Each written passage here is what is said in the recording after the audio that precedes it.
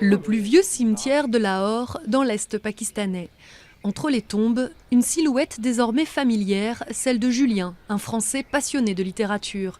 Il vient régulièrement se recueillir devant la dépouille de Sagar Siddiqui, un poète vagabond des années 50, devenu le héros de l'un de ses romans.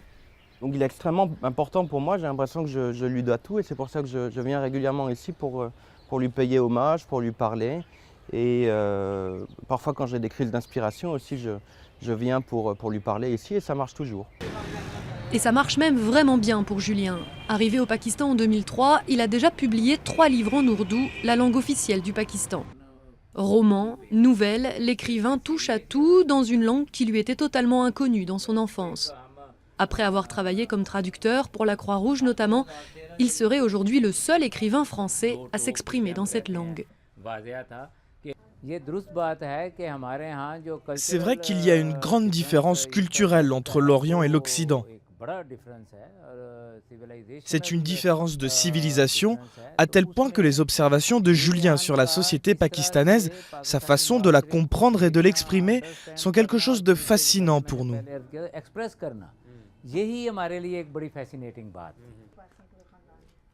Une fascination qui agace un peu Julien, qui préfère être reconnu comme un écrivain à part entière.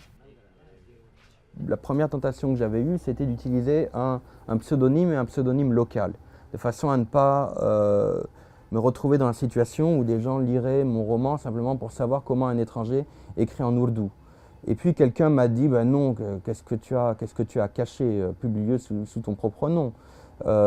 C'est absolument ridicule. Donc il y a eu une sorte de publicité qui a été faite autour de ça. Désormais, il n'est plus seulement le français qui écrit en ourdou. Après des années à vivre entre l'Inde et le Pakistan, il fait complètement partie du paysage littéraire local. Ces soirées, il les passe à débattre de littérature avec les auteurs les plus reconnus du sous-continent. Mais son style reste tout de même différent du leur.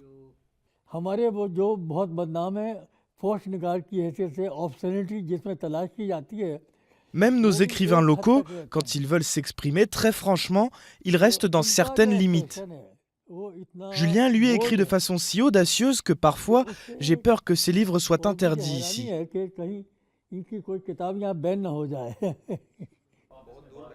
Mais même s'il lui était interdit d'écrire, Julien continuerait probablement d'approfondir ses connaissances en ourdou, la langue qu'il a choisie et dans laquelle il dit désormais penser.